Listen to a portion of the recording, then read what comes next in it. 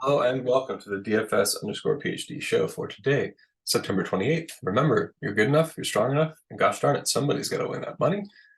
Sometimes it's going to be us. And yeah, yesterday was pretty good in Simland. So yeah, I won a whole bunch of satellites. This is the 1 o'clock showdown. Won like, what was that? $48, $51 or something. And then the very next showdown, complete nuts. So that was pretty dope. Won a total of, what was it? $127 of tickets, including two for tonight, I think. Yeah, two $15 ones for tonight. Yeah, so I recommend doing the Sims, especially we're about to turn over to Madden 24 in 1 to 2 weeks, 2 to 3 weeks is the rumor, although who knows, it always takes them a while. They got 1 or 2 engineers, which is like just out of college students working on this, updating every NFL roster. So you do the math. It's tough for them. Give them a break. So yeah, you can check the when you Google Madden Streams info page, it'll tell you the progress of that.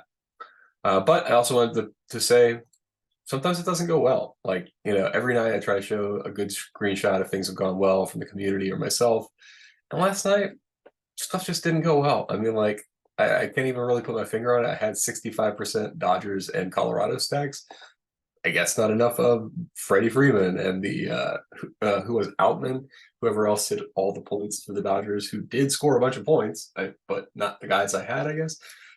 So it's going to happen even when you're 20 maxing in a 20 max, like you should, that days like this happen. And yeah, that's fine. And if days like this didn't happen, you're not playing it right. Yeah, I think these are risky competitions. There are going to be other days where you finish in the top, 5, 10 of the competition. So if I wanted to, I could increase my uniques maybe, but I was already at 5. So that's how I sample the space. Mostly this just means my pitcher choices must have really not worked out. But, we can't review the exact last slate in SaberSim because they don't commit the new contest fast enough. So the point I wanted to make, though, is that this is like a possible outcome from every spec day, right? Every spec day that you're saving up tickets for when you do the satellite strategy, which is the positive EV strategy. I mean, like, this is happening to me every single day. You guys are seeing at least one satellite from a Madden sim or something, as long as there's at least like a slate. And like, they're stacking up. So I went, it's been like a month or two since I've shown how they stack up, but aside, and also bragging, tournament of champions, semifinal ticket. But this is a really valuable thing. It's valuable for tax purposes because these tickets do not have cash value, right? They substitute cash things that you may want to do later, probably will want to do later, right? But for tax purposes, it's important to keep a number of these around the new year if, say, you have $100,000 plus of revenue from this source that you need to be considering. Anyway, another benefit of the satellite strategy is that way it is taxed. Does not work for rainmakers, by the way. I thought it did, but because of the marketplace, you can always be marked to an offer. So it's annoying, and you can't quite use that the same way. But I wanted to show off. We got like 15 for NBA, 15 for NHL opening night. By the time this America's race happens, I'm sure we'll have the max, probably. Who knows? What's going on? It's Thursday already. Where's my Rainmakers ticket, guys? Like, it's Thursday at 10:45. How long are we going to wait on this? But yeah, so this just, wow. I've accumulated a ridiculous number of pitch and putts. So apparently I'll be doing a lot of Showdown Ryder Cup stuff this week, which is going to be interesting. It's going to happen overnight in a format, in a weird format at the best. And sometimes in a format that's just like, what? Who even knows? Okay, so I was reviewing the last week's slate, the main slate, which had 7 games on it. Not directly applicable. Today's slate is 5 games, but just to have a general check to make sure our overall sense of what's going on in MLB is correct.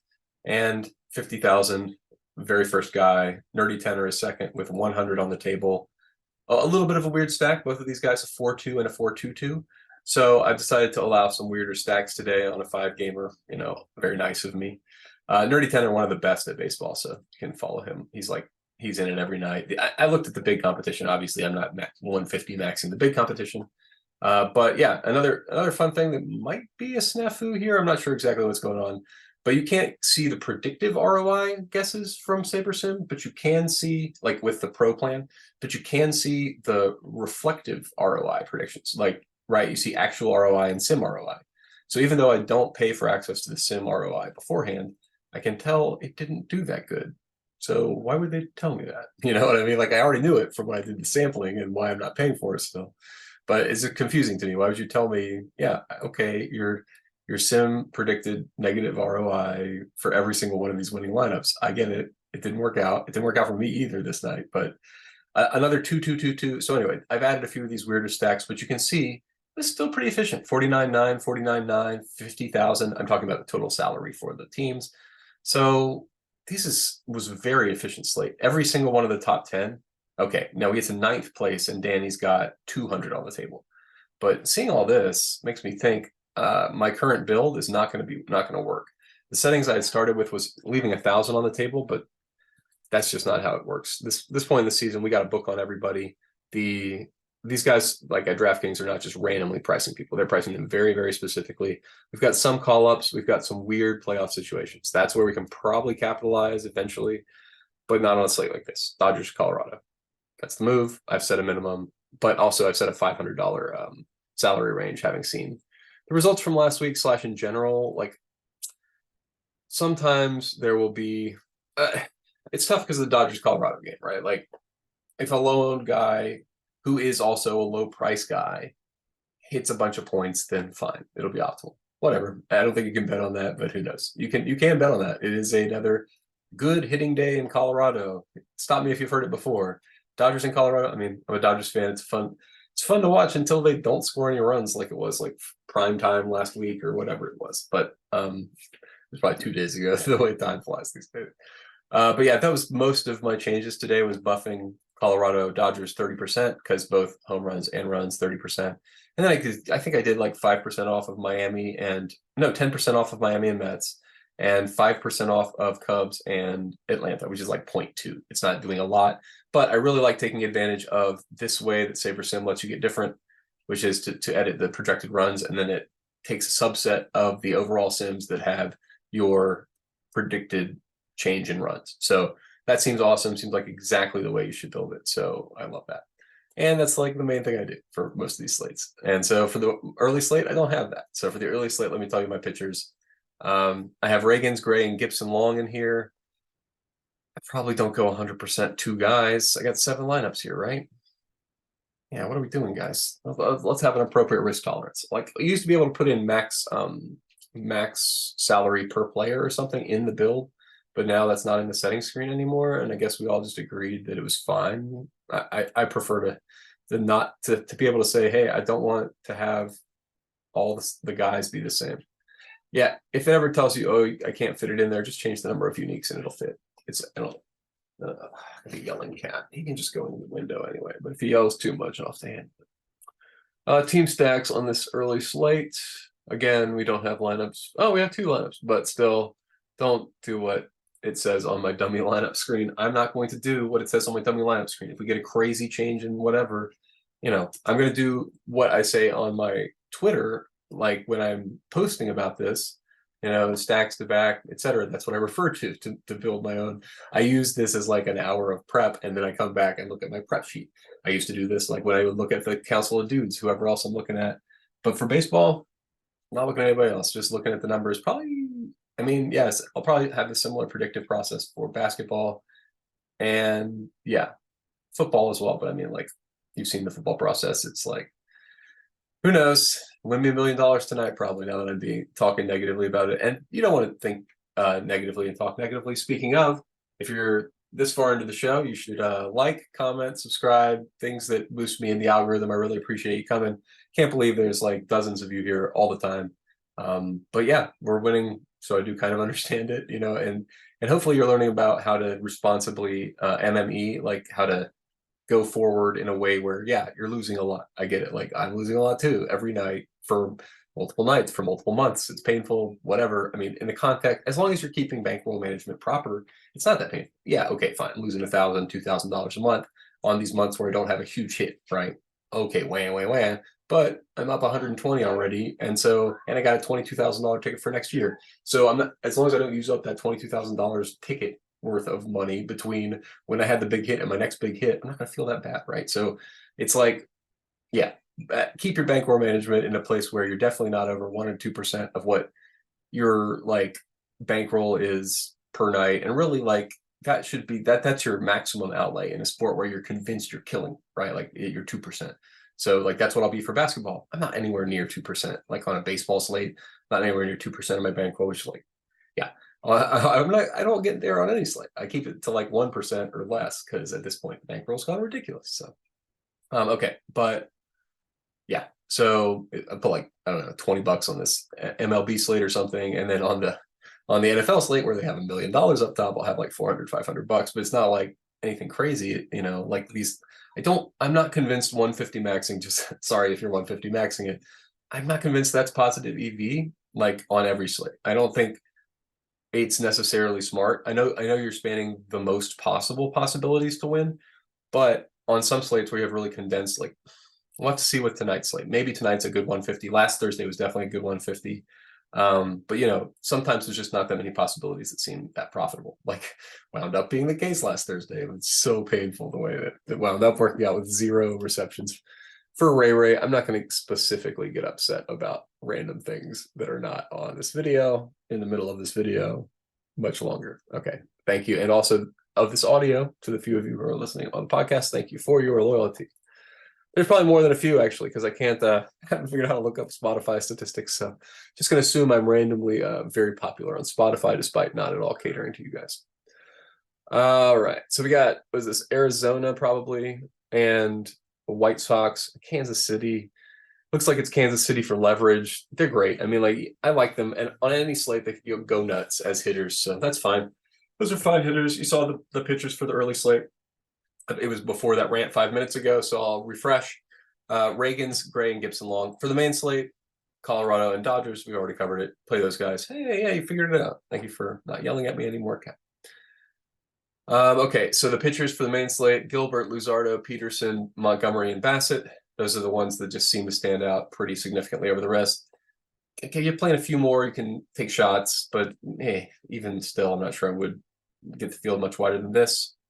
They're all about the same. I've got guy facing Seattle, so I got to give that prop a boost. I don't love Montgomery, but Seattle is bad, and they do strike themselves out. Like that's like part of the job, so gotta factor that in. Yeah, so that's always something we're looking at. You got your worst strikeout teams. You sort it by worst: Minnesota, Seattle, both at 10, both head and shoulders above the rest. So yeah. Definitely anytime someone's pitching against them, and Colorado away, those are your 3 that you should be looking at all the time to buff. Seattle and Minnesota not on the slate. Okay, cool. So we did the check for bad hitters. Let's see, we're not going to have more than 50% Peterson. I don't care who he's going against and what the situation is. Not going to have more than 50% Bassit on the similar. Okay, just generally, I don't want more than 50% of any of these pitchers. That's why I would have liked that button that we used to have where I could say, I don't want more than 50% of anybody, because it's always going to be true. Yeah, no, still don't want more than 50% of Montgomery.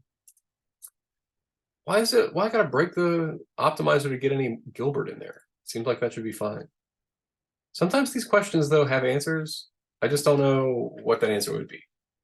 Is Gilbert's price like infinity dollars?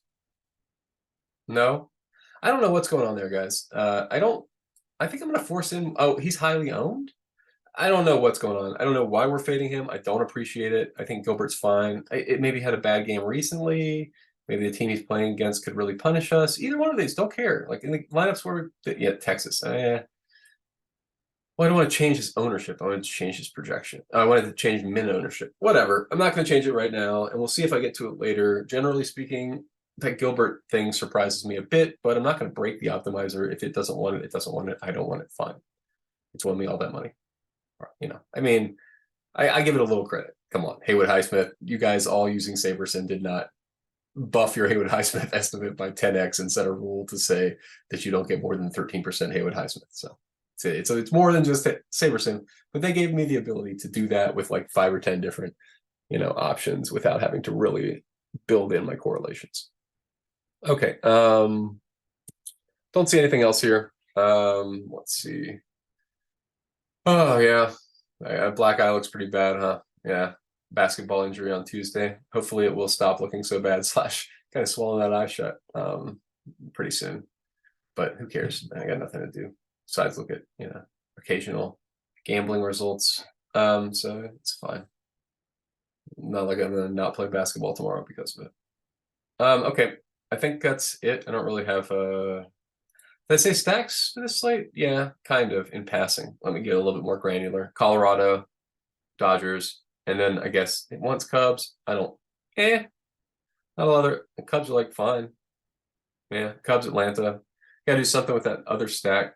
So Cubs or Atlanta or Toronto's fine. I don't really have a real lean here. Dodgers, Colorado above the rest.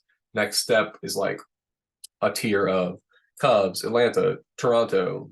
Don't care. Not gonna. I'll get to an incidental amount of them now that I've said it that way. Let's make sure it's an incidental amount.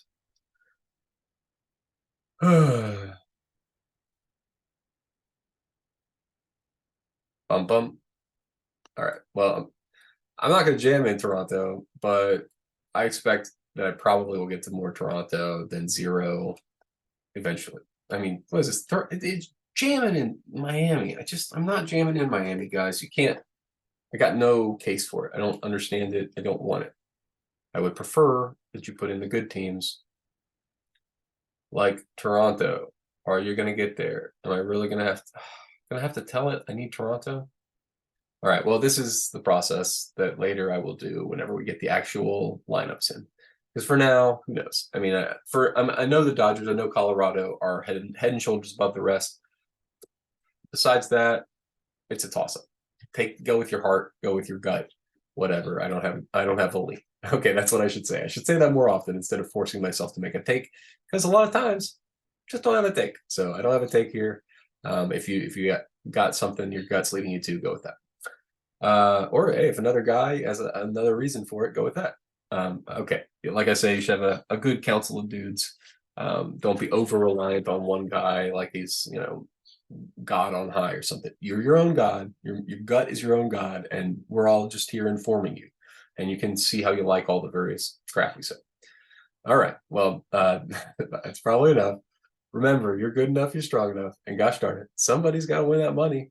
And it's not that much on the baseball slate, but it's $1 billion of football. So have a good evening and check out the football video that's right here.